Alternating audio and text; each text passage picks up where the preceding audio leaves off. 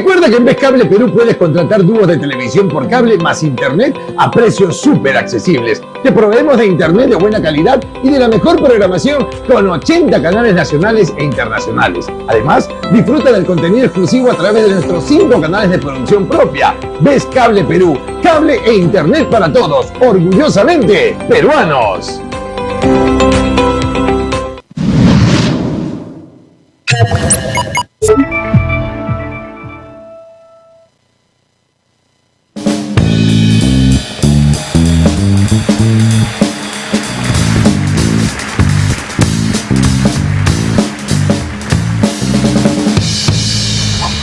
Rafael Rey es mi invitado esta noche en edición especial.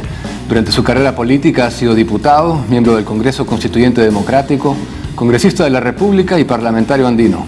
También es conocido por su desempeño como ministro de la Producción y posteriormente como ministro de Defensa en el segundo gobierno de Alan García Pérez. Actualmente es miembro del directorio del Banco Central de Reserva del Perú y además conduce junto a José Barba el programa televisivo Rey con Barba. Está aquí para una conversación de actualidad política, de la contienda electoral y sobre todo de la percepción que tiene sobre el futuro del país. Es un gusto recibirlo en mi mesa. Rafael. Diego, muchas gracias por la invitación. Bienvenido. A tus órdenes. Antes de comenzar con la nota, permíteme hacer un breve comentario, porque aquí nos sigue un público bastante joven también. Sí, claro. Un día como hoy, hace 24 años, nuestro glorioso Comando Chavín de Huántar realizó uno de los operativos militares de rescate más exitosos en la historia, reconocido como tal alrededor del mundo y estudiado hasta la fecha en diversas instituciones, liberando a 71 rehenes mantenidos cautivos más de 4 meses en la residencia del entonces embajador del Japón en el Perú, Morihisa Aoki. Desde aquí mi saludo, mi respeto, mi admiración y mi agradecimiento a aquellos héroes de la patria, nuestro Comando Chavín de Huántar. Bienvenido nuevamente y ahora sí. Muchas gracias. Haré una pequeña referencia a eso. Cuando fui ministro de Defensa, instituí el Día del Valor Militar, el 22 de abril, justamente en honor a los comandos Chavín de Huántar y a esa exitosísima operación. Y es importante mencionarlo porque, como te digo, aquí el grueso de quien nos ve es un público conservador de menos de 45 años. No todos, después me van a decir, pero en general. Evidentemente, quiero aprovechar tu presencia para hablar de la coyuntura que nos toca vivir hoy en día, pero quiero comenzar preguntándote un par de cosas de tu pasado político. Y luego nos adentramos, te prometo, en la coyuntura. De acuerdo. Al final todo va a estar relacionado. Cuando eras ministro de Defensa del presidente García, que en paz descanse, el motivo por el cual dejas el ministerio fue el decreto ley 1097. No. ¿No es verdad? No, el decreto, pero no es decreto ley, sino el decreto legislativo. El 1097 yo lo di. Esa era la pregunta. Sí, claro. Te quería preguntar. Claro, Alan García, Mario Vargas Llosa y todos los caviares y las ONGs de derechos humanos, falseando la información y la finalidad del decreto legislativo 1097, dijeron que se trataba en la práctica de una amnistía encubierta. Eso es básicamente la acusación. Sí. Y Mario Vargas Llosa escribió una carta pública dirigida a Alan García, al presidente, diciéndole eso. Y entonces, Alan, yo me enteré un día por Perú 21, que me llaman a preguntarme si estaba de acuerdo con el proyecto de ley que de Palacio habían remitido al Congreso. Le digo, ¿cuál proyecto de ley? El que deroga el decreto legislativo 1097. Y entonces dije, pásenme por favor porque no sé nada. Me pasaron por mail, lo leí, llamé a Palacio de Gobierno y dije, díganle al presidente que en este momento deja de tener ministro de Defensa, ¿no? Y entonces, claro, me dijeron, no, ¿por qué? ¿Cómo que por qué? Han enviado una derogatoria a un decreto legislativo que lo hemos aprobado hace escasos días, por unanimidad en el Consejo de Ministros, por unanimidad, a pesar de que al principio se opuso García Toma, que era el ministro de Justicia, por una cuestión, si nos da tiempo lo conversaremos, entonces lo hemos aprobado hace unos días y ahora por la presión que hay en los medios de comunicación caviares y Mario Vargas Llosa lo derogan. Entonces dije, ya no, chao, yo ya no soy ministro, entonces que nombre un reemplazo. Ese fue el motivo de mi renuncia. Okay. Cuando Vargas Llosa presidía en ese entonces, era el presidente de la Comisión de Alto Nivel del lugar de la memoria. Sí, ya lo era, sí. Ya, pero mi pregunta es, el decreto legislativo, ¿cuáles son los alcances específicos de esa ley que él describió como amnistía? Lo que pretendía el decreto era lo siguiente. En ese momento, toda la zona de emergencia y especialmente la del Brain, departamentos como, o regiones como Ayacucho, Huancavelica, Abancay, etcétera, en esas localidades no estaba vigente el Código Penal actual, el nuevo Código de Procedimientos Penales. Civil. Penales, de procedimientos penales, el nuevo código. Lo estaba en una serie de provincias y en Lima, pero no en las zonas de emergencia. Y entonces, las principales diferencias entre el nuevo código y el antiguo, que seguía vigente el antiguo en la zona de emergencia, era, entre otras cosas, por ejemplo, lo siguiente. Ante una acusación, un fiscal tenía, en el nuevo código, tenía un plazo de 36 meses, es decir, de 3 años, para investigar, al cabo de los cuales tenía que tomar una decisión. O acusaba, con las pruebas que había conseguido, o los indicios, o archivaba. No podía pasarse 8 años, 10 años, 12 años, 35 años investigando. A los miembros de las Fuerzas Armadas. A cualquiera, por cualquier delito, pero en concreto por derechos humanos. ¿De acuerdo? Entonces, yo pretendí, primero hablé con el Poder Judicial para ver si podían extender, poner digamos, aplicar el Código de Procedimientos Penales, el nuevo, también en las zonas de emergencia, que eran donde más acusaciones habían sobre derechos humanos. La mayor parte de ellos inventados, tanto que el 80% de los que fueron acusados en esa época, después de 8, 9 o 10 años, fueron declarados inocentes. Pero ¿quién les quita los 8 años de persecución, de pagar abogados, porque el Estado, con la excepción, mejor dicho, porque no les pagaban abogados? Bueno, regreso al tema. Entonces, lo que ideamos fue, muy bien, no se puede poner todo el Código Penal el nuevo Código de Procedimientos Penales no se puede poner en vigencia porque cuesta mucho dinero para la Fiscalía, para el Poder Judicial, o sea, tenían que darles más presupuesto y no había. Bueno, entonces con mi equipo de gente dijimos, bueno, entonces simplemente adelantemos la vigencia de unos cuantos artículos del nuevo código. Por ejemplo, el que el fiscal investiga y el juez juzga, porque el antiguo código, el fiscal investigaba, acusaba y el juez podía seguir investigando. O sea, se formaban un equipo junto con el fiscal en contra del acusado, ¿me entiendes? Cuando en todo el mundo, y ahora también, porque ahora ya está vigente en todo el Perú el Código de Procedimientos Penales, el juez es imparcial. Es decir, ¿podría darse el caso de que un miembro de la Fuerza Armada que había luchado contra el terrorismo estuviera 35 años en... No es que podía... Hoy los marinos que enfrentaron el motín de los terroristas del Frontón, donde varios marinos perdieron la vida, donde mataron o donde hirieron gravemente a uno, llevan 35 años en ese juicio, desde el año 86, del año 87, 35 años. ¿Ya? Bueno, están vigentes ahora. Bueno, entonces, claro, la otra ventaja, quiero decir, otra de las particularidades del nuevo Código de Procedimientos Penales era justamente que habían plazos para que se lleva adelante un juicio y que no pudiera ser extensivo, indefinido. Y así, una serie de cosas. Entonces, esos artículos, dijimos en el decreto legislativo, bueno, adelántese la vigencia de este artículo y este artículo, para los casos de derechos humanos en estos departamentos o en estas regiones. Entonces, con esa excusa dijeron, no, esto es una barbaridad. Y además decíamos que de acuerdo al a la resolución legislativa del Congreso del año 2003, en la que el Perú se adhería a la Convención de Imprescriptibilidad de los Delitos de Lesa Humanidad, en esa, que yo estaba en el Congreso cuando la aprobamos, dejamos lo que se llama una reserva en el artículo 2.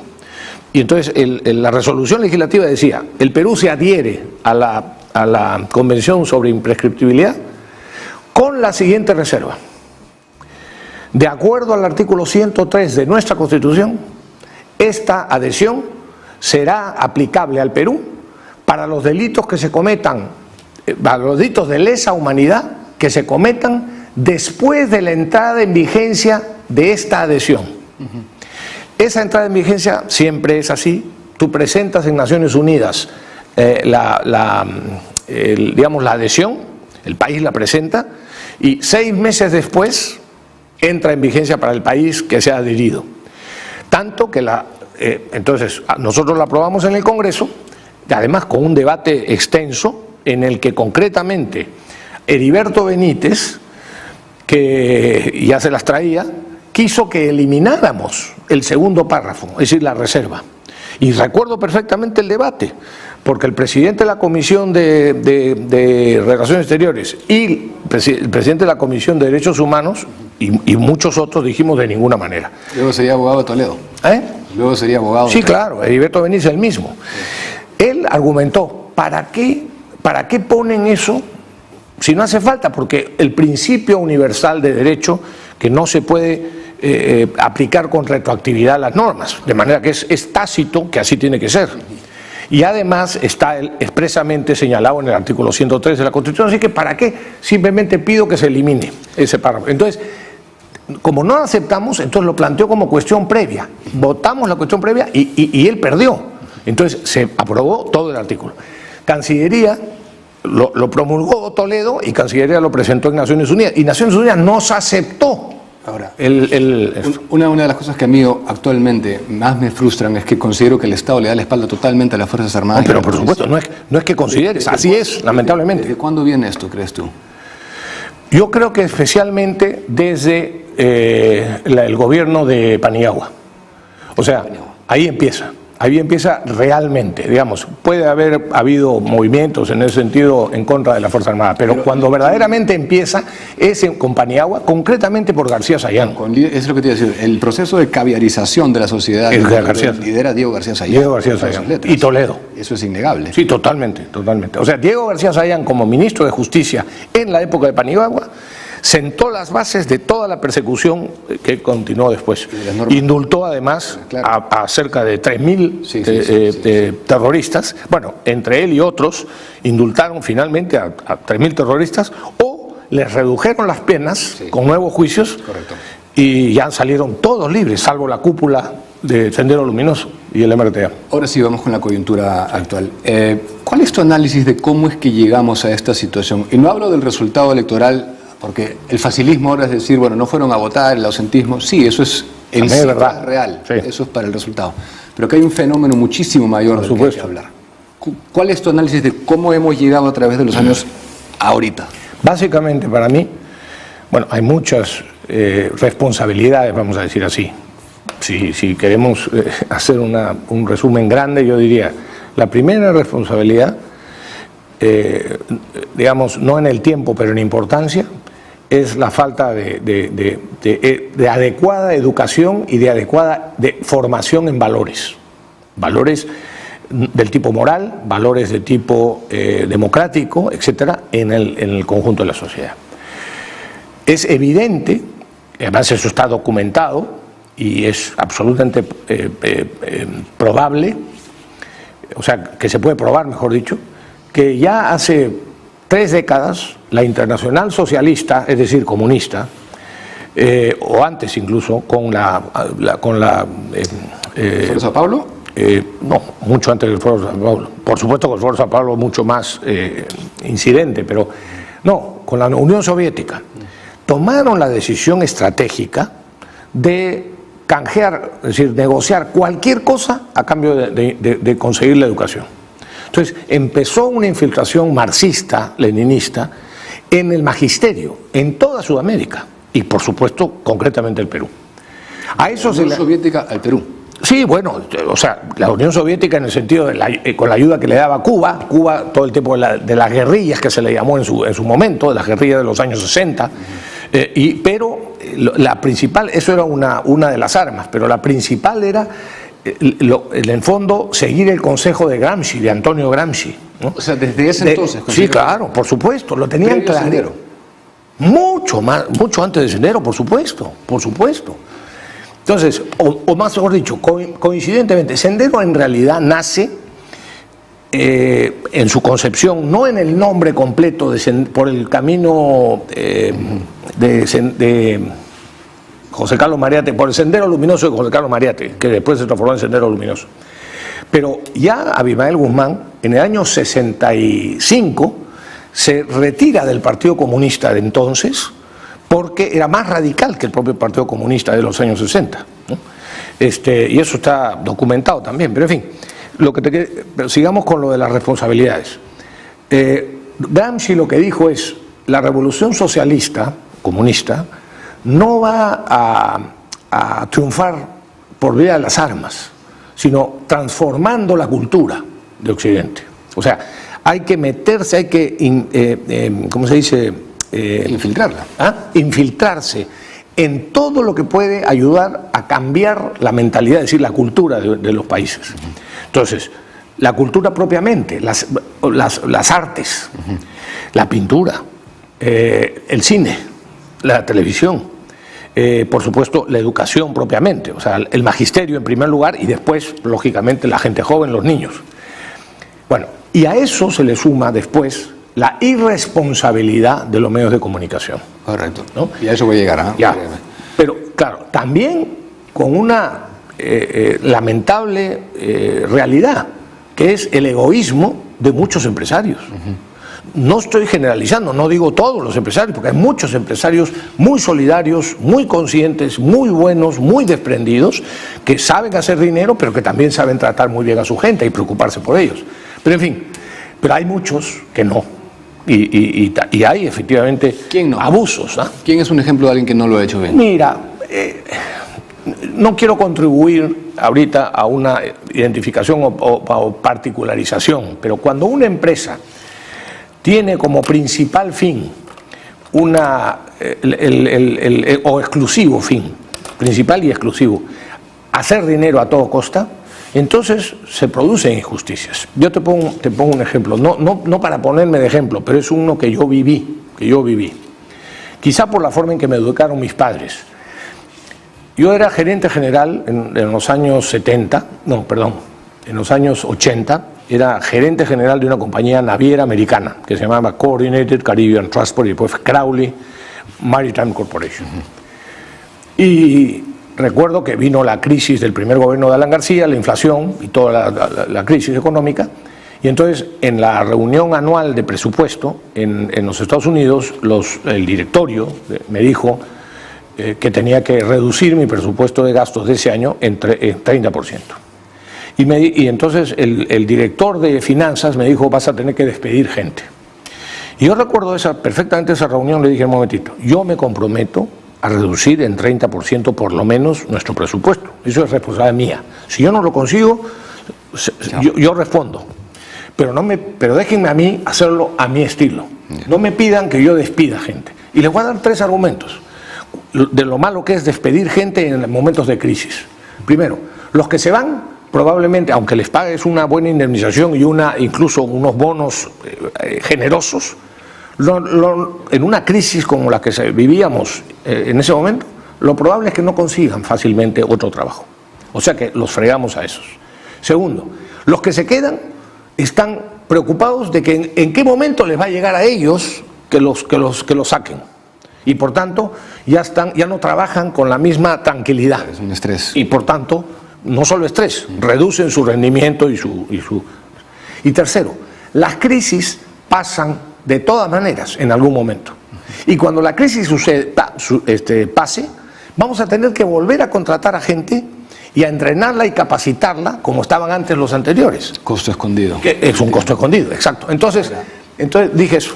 Vine a Lima, me fui a Paita, me fui a Piura, me fui a Callao y en San Isidro, donde teníamos reuniones, y le dije a todo el mundo: nadie se va, pero necesitamos reducir el 30% del presupuesto. Y son ustedes los que me van a ayudar, porque ustedes saben dónde podemos ahorrar.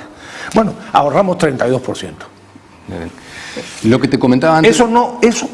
Si lo hiciéramos todos así, si lo comprendiéramos, a veces no se puede, yo comprendo, no puedes poner en riesgo la solvencia de una empresa por hacer una cosa con el corazón. Yo sé. Hay que tener cuidado, pero quiero decir, no es ejemplo mío, estoy simplemente poniéndolo para explicarme. Lo que te comentaba antes de la entrevista, Las encuestas falsas.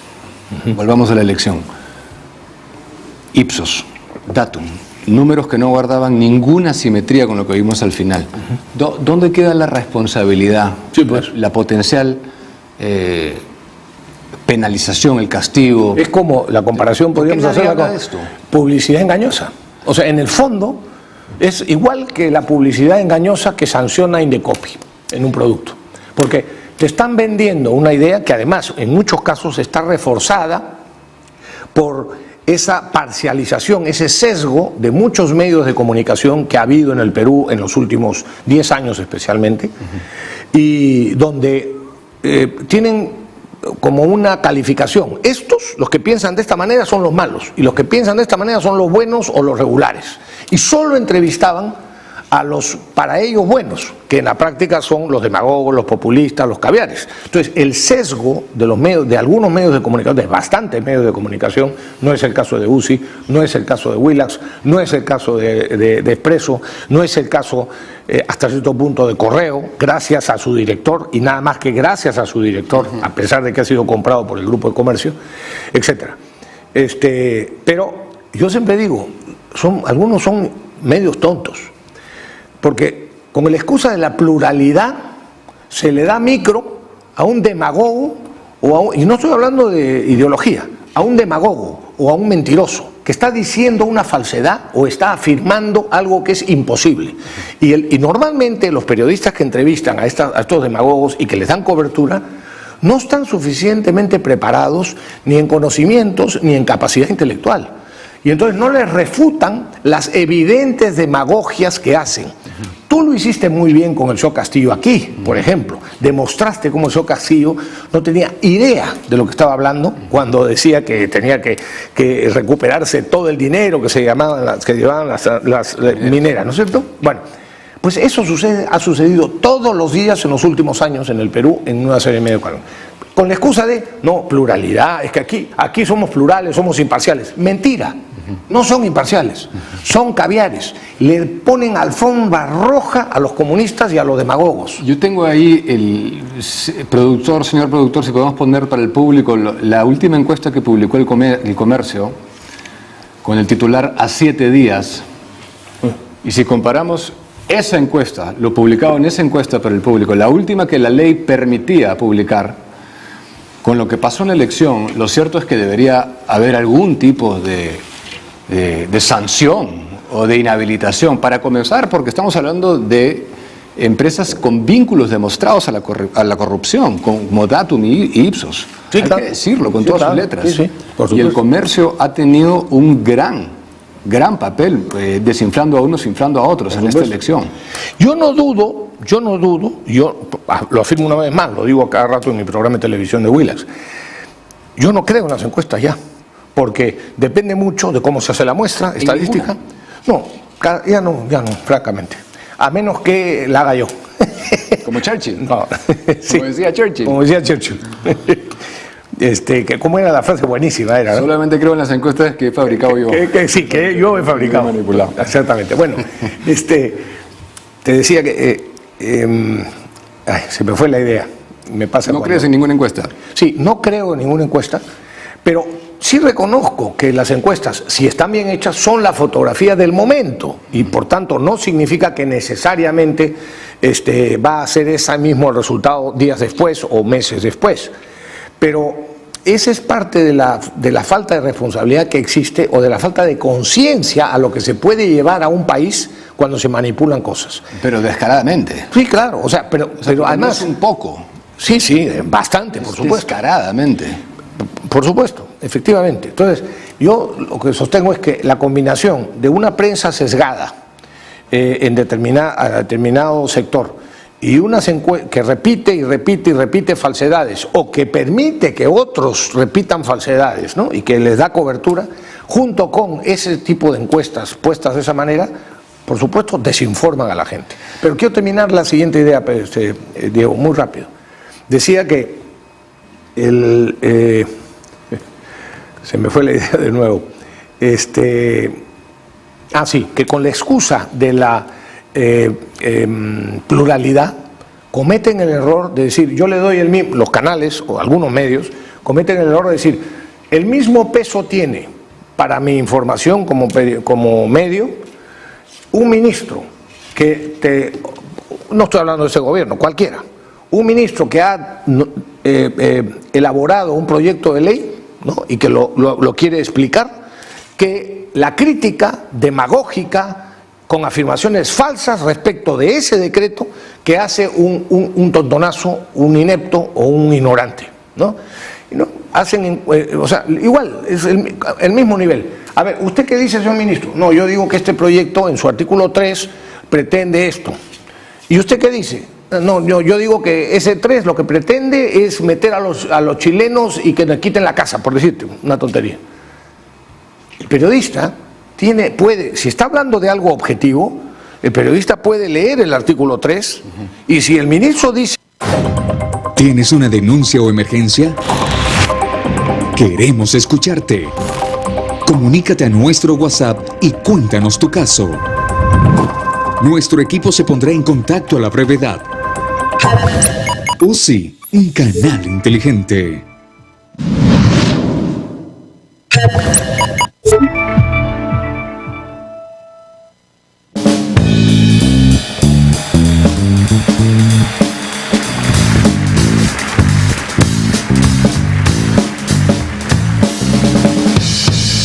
Bienvenidos de vuelta conversando con Rafael Rey. Y te había preguntado, Rafael, ¿qué opinas de los candidatos que han quedado, comenzando por Pedro Castillo? ¿Cómo analizas el fenómeno Pedro Castillo? Bueno, es el trabajo creo yo, de la inteligencia cubana, que tiene muy buena experiencia y mucha capacidad. ¿Quién financia la campaña de Perú Libre, según tú? Ellos, concretamente, estoy seguro que Cuba. eso es de Venezuela. Cuba tiene poca plata, pero digamos, todavía Venezuela tiene algunos recursos, aunque estén quebrados y aunque... O sea, ¿no tienes duda de que hay dinero que viene de Venezuela? Ninguna duda. O, mejor dicho, y además, por supuesto, perfectamente del narcotráfico, que está unido a Sendero Luminoso, a lo que queda de Sendero Luminoso. O sea, el problema de la campaña, no es tanto el problema económico o la cantidad de dinero que hayan podido invertir en la campaña, porque ha sido una labor... ¿Ah? Pero nadie les pregunta eso. No, efectivamente, no se lo preguntan, claro. Pero yo sí estoy seguro que es el fruto de un trabajo de inteligencia cubana, del G2, que tiene años. Es decir, no necesariamente detrás del señor Pedro Castillo, sino porque el líder o el supuesto líder del momento, eso es lo de menos. Lo importante es crear digamos, las condiciones necesarias para que una prédica como la de Castillo o como la de Vladimir Cerrón prenda, ¿no? Y para eso necesitas años de adoctrinamiento, de lavar el cerebro, de hacer pensar a los niños de determinada manera. Y ese es ahí también la gran responsabilidad de los últimos gobiernos de haber permitido que estos maestros o este tipo de maestros, los hay buenísimos, pero también los hay, digamos, comunistas a rabiar, ¿no? Y algunos, los de CONARE, o sea, prácticamente en la práctica Sendero Luminoso. Que había el vínculo ahí. Por supuesto. Cuando yo lo recibí en esta mesa, hubieron varias cosas que a mí me dejaron perplejo, varias. Entre ellas la percepción de Velasco Alvarado como un gobierno exitoso. Sí, claro. Porque tú puedes creer en propuestas erróneas, sí, pero cuando tú ya quieres emular un gobierno demostradamente fallido, ahí la cosa es distinta. Sí, claro, pero lo que pasa es que, a ver, ¿tú has visto alguna vez en todos estos años los medios de comunicación recordando lo que fue la acción salvaje y genocida de Sendero Luminoso, del MRTA? ¿Tú has visto en los medios de comunicación en todos estos años alguna muestra de la desgracia que nos significó? Tú no habías nacido, yo sí, en la época de Velasco. Yo estaba en la universidad, bueno, terminando el colegio, los últimos años de colegio, de media, y después toda mi carrera universitaria. Entonces, no, los medios, muy graciosos, algunos dicen, los partidos políticos han fallado porque no han dado la lucha ideológica, ¿no? En el campo ideológico. Oigan, yo siempre pregunto, ¿ustedes cómo quieren que se dé la lucha ideológica? Ustedes, el periodismo, la prensa, ¿con megáfonos por la calle? La única forma hoy en día de dar la lucha ideológica es a través de los medios de comunicación. Pero claro, si uno quiere decir unas cosas, pero RPP me tiene, ¿cómo se llama? Vetado. Canal N me tiene vetado. América Televisión me tiene vetado. A mí y a muchos otros que piensan como yo. Entonces, ¿cómo damos la lucha ideológica si los medios principales de comunicación no nos dan posibilidad de hablar? Las propuestas que yo le pregunté directamente sobre su ideario y programa, directamente. No hubo ninguna pregunta subjetiva en esa entrevista, ninguna, ni una sola.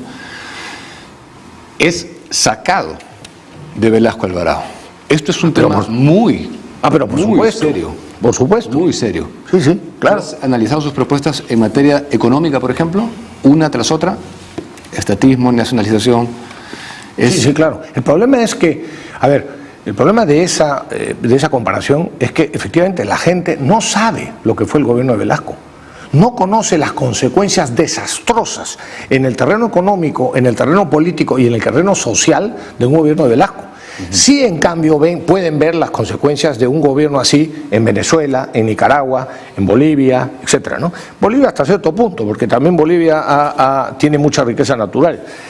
Pero ahí tienes Venezuela, con todo, siendo un país, el primer productor de petróleo del mundo. ¿Cómo está, no? Es peligrosísimo y creo que en esa entrevista quedó demostrado el peligro. Por el otro lado tenemos a Keiko, sí, que si bien es la opción más moderada, económica, social, democráticamente y todo, batalla un antivoto monumental, ¿no? Sí. Monumental, elefantiósico.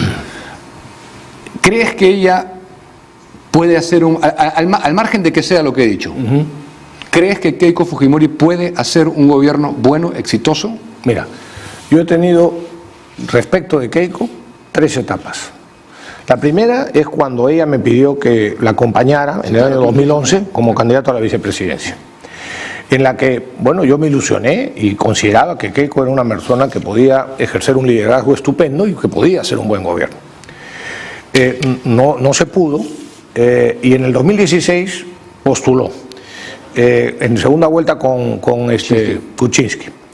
Yo he sido, la segunda etapa en relación con Keiko fue la crítica, he sido muy crítico con Fuerza Popular durante el gobierno de PPK, digamos, en el Congreso donde estaban ellos en mayoría absoluta, porque considero que no estuvieron a la altura de la responsabilidad que el país les estaba asignando. Quinquenio. Claro, hasta que terminó el Congreso anterior, digamos, ¿no? Hasta que disolvieron el Congreso anterior, donde ellos tenían al principio mayoría absoluta, 73 parlamentarios, claro, y después ya mayoría relativa. Porque cuando un partido tiene mayoría absoluta, tiene una responsabilidad elevada a la enésima potencia. Correcto. Porque lo que no hace el gobierno, lo puedes hacer tú desde el Congreso. ¿Le has dicho eso? Yo le dije, no a ella, pero sí se lo dije a gente muy cercana a ella, muy cercana. Le dije, a ustedes están actuando mal. Me dijo, ¿por qué? Le dije, bueno, porque no están haciendo los cambios que el Perú necesita que se hagan. Y me dijo, ¿por qué? Por ejemplo, y le puse un ejemplo concreto, no voy a decir cuál, para no... Le dije, mira, esto hay que cambiarlo, hoy. Y me dijo, oye, pero es que eso es impopular, ¿tú quieres que nos suicidemos políticamente? Y recuerdo que le contesté, eso es lo que hace un verdadero político honesto y capaz.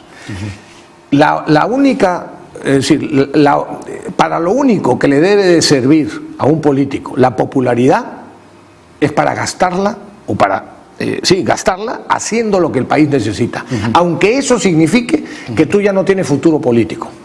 Pero en conclusión, sí eres de la opinión que, y ahora, al margen de la situación que ha quedado... No, perdón. Y ahora viene la tercera etapa, que es la actual. No solo por la coyuntura. Yo he visto ya durante toda esta campaña en la que yo no he apoyado a Keiko Fujimori, no hemos procurado mantener independencia, pero yo sí he visto una Keiko muy distinta a la anterior, a la del 2016. Es una Keiko, en mi concepto, mucho más madura, una mujer con unos años, además de una injusticia impresionante y de un sufrimiento extraordinario. ¿Cómo? Hay una obsesión en el Poder Judicial. Pero por supuesto, es víctima del Poder Judicial, que la ha hecho madurar mucho.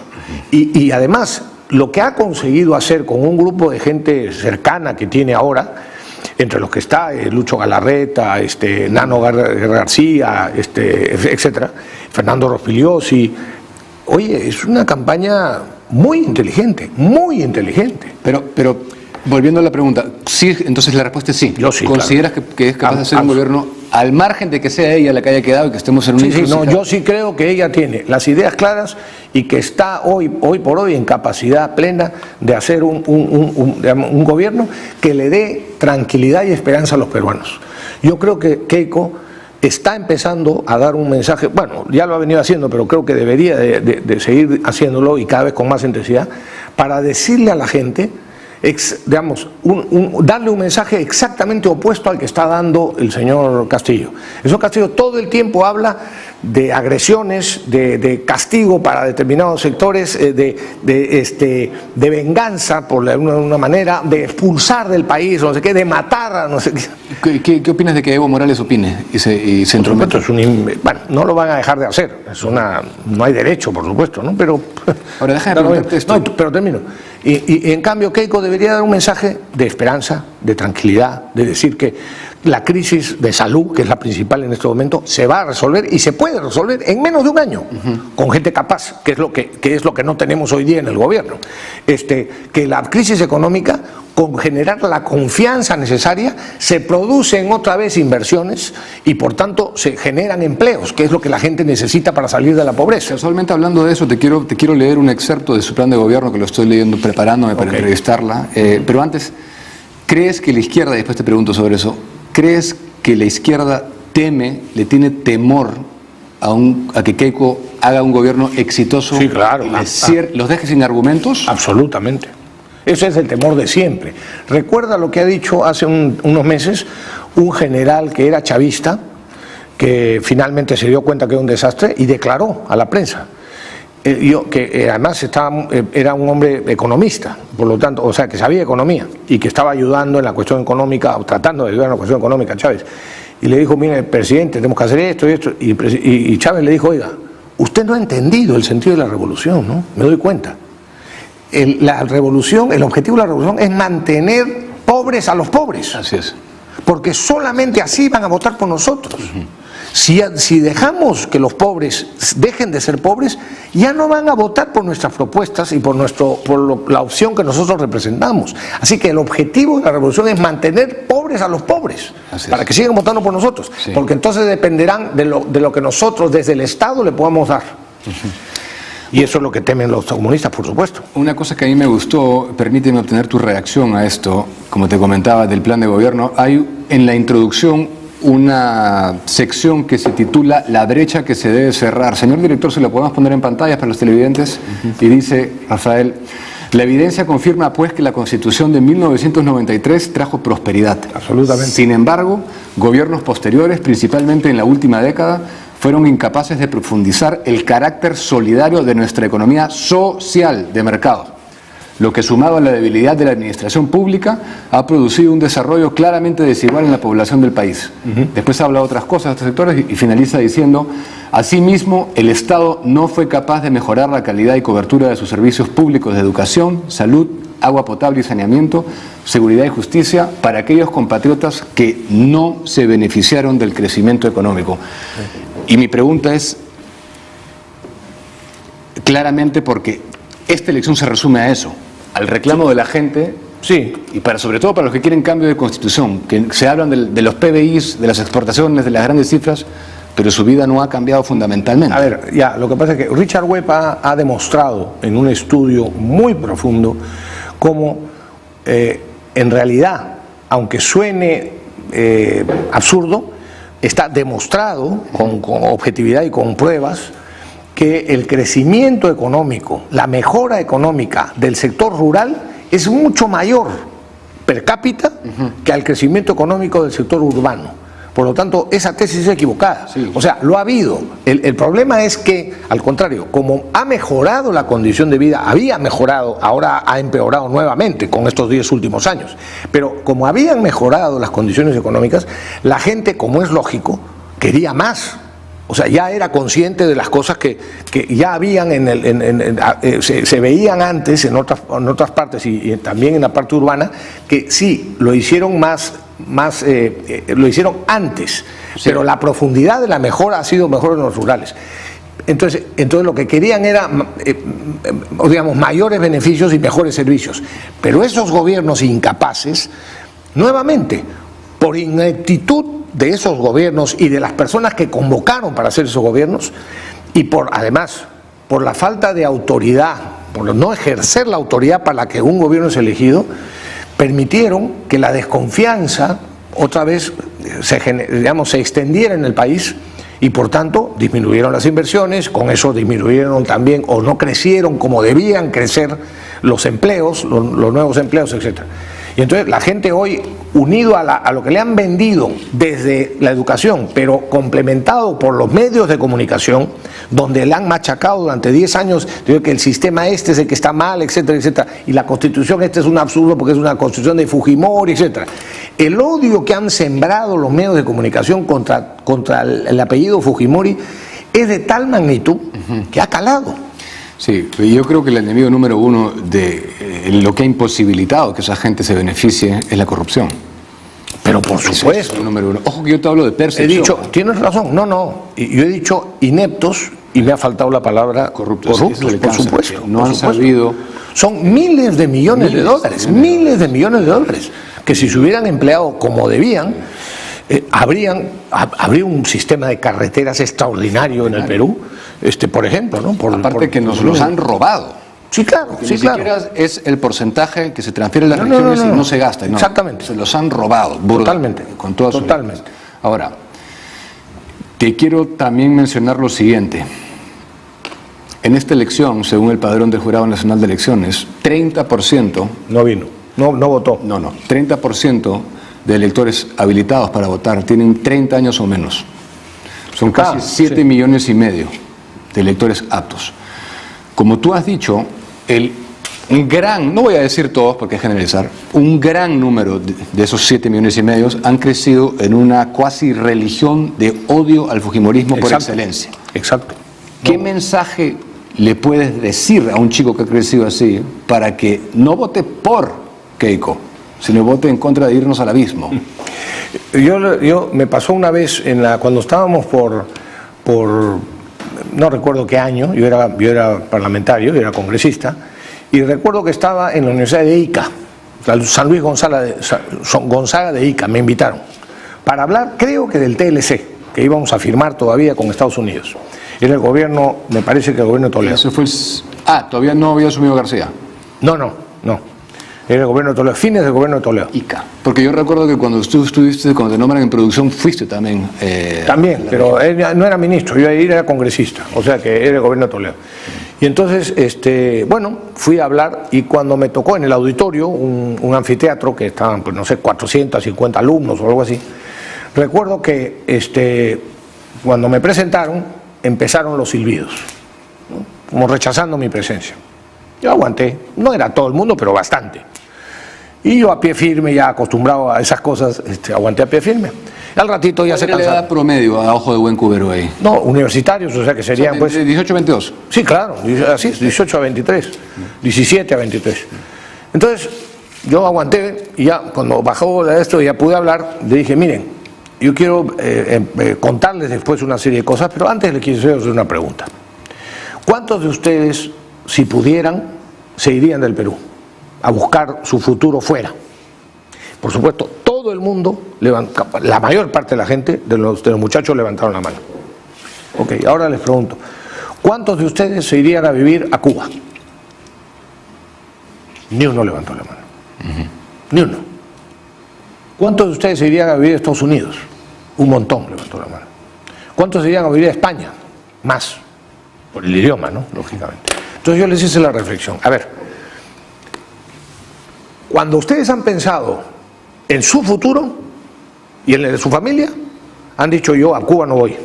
Aun cuando hace un momento lo que han venido con los silbidos, con los rechazos, me han venido a decir que no quieren nada con Estados Unidos, que el TLC, o sea, ¿no? Lo que ustedes están es en el fondo influenciados por una idea falsa de qué cosa es Cuba hoy día, ¿no? Y que la revolución cubana ha generado bienestar. No, ha generado que la gente quiera irse y que arriesgan la vida con tiburones en el Golfo, ¿no? Pero para escaparse del desastre. Y bueno, y ahora podemos decir lo mismo de Venezuela, mucho más, ¿no es cierto? Donde la gente se ha venido caminando al Perú, caminando con sus hijos pequeños, muriendo muchos en el camino, para salir del sitio de hambre. Tú puedes, hoy en Venezuela la gente come en los basureros, busca comida en los basureros, la gente está escuálida. Bueno, pero lo que pasa es que no lo muestran los medios de comunicación. Pero en fin, y entonces conseguí que me entendieran lo que le quería decir y pude desarrollar las ideas sobre las conveniencias y el por qué era conveniente el Tratado de Libre Comercio con los Estados Unidos. Pero en fin, a lo que voy es esto, esto es el mensaje. No hay que pensar, mejor dicho, hay que verdaderamente pensar bien. Yo no me iría efectivamente a vivir a Cuba, no me iría a vivir a Chile, tal como están las situaciones ahora. Olvidémonos de la pandemia, porque eso estamos iguales, bueno, no iguales, nosotros estamos peor. Pero en fin, pero al margen de la pandemia, Chile con todos los líos sociales que ha tenido antes, también producidos por comunistas, etcétera. En España, otra vez, están también manejados por comunistas, un desastre. Pero bueno, Vox está poniendo el freno un poco, ¿no? Sí, claro, felizmente para España. Bueno, pero, o sea, no le desees a tu país lo que se está dando en un sitio en el que tú no irías para buscar tu futuro, ¿no? Correcto. ¿Qué papel deben desarrollar, qué papel deben jugar los líderes políticos que no han pasado la segunda vuelta aquí? Porque tienen también alguna responsabilidad moral, ¿no? Bueno, yo no lo llamaría, algunos sí son líderes.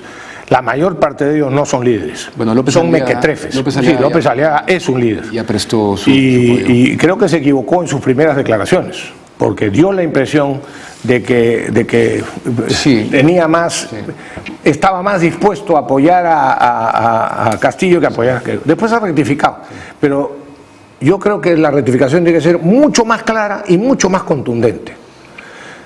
No se puede dejar de decir, de parte de Rafael, sí, claro, yo creo que sí. Yo soy muy amigo de Rafael, pero... Ya dijo que Castillo tiene en mí un enemigo a muerte, ¿no? Sí, está bien, pero yo haría una cosa distinta, porque él bueno, es posible que lo haya dicho después y yo no lo sepa, pero en la declaración cuando que dejó claro el asunto dijo, no se puede votar por el comunismo, por Castillo, y tampoco se puede votar en blanco.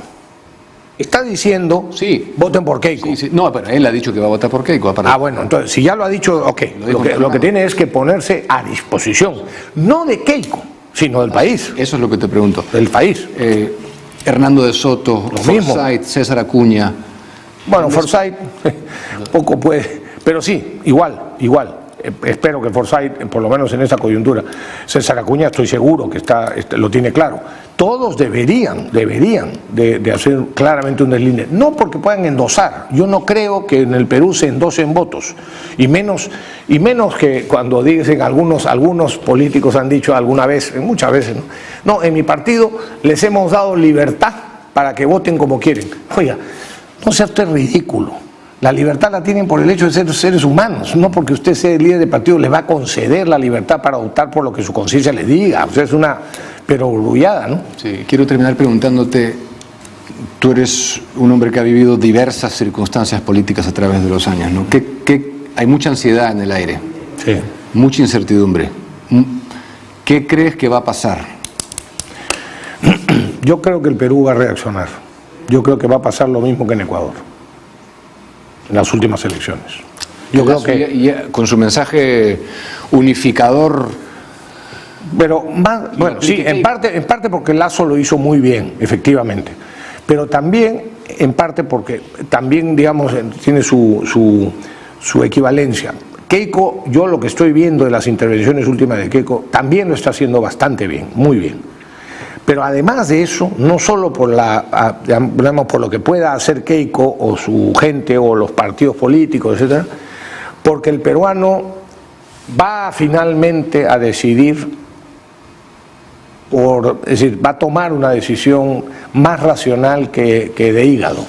No hay más extremo que esto, ¿no? O sea, no, es el peor extremo. O sea, Castillo representa a sendero luminoso.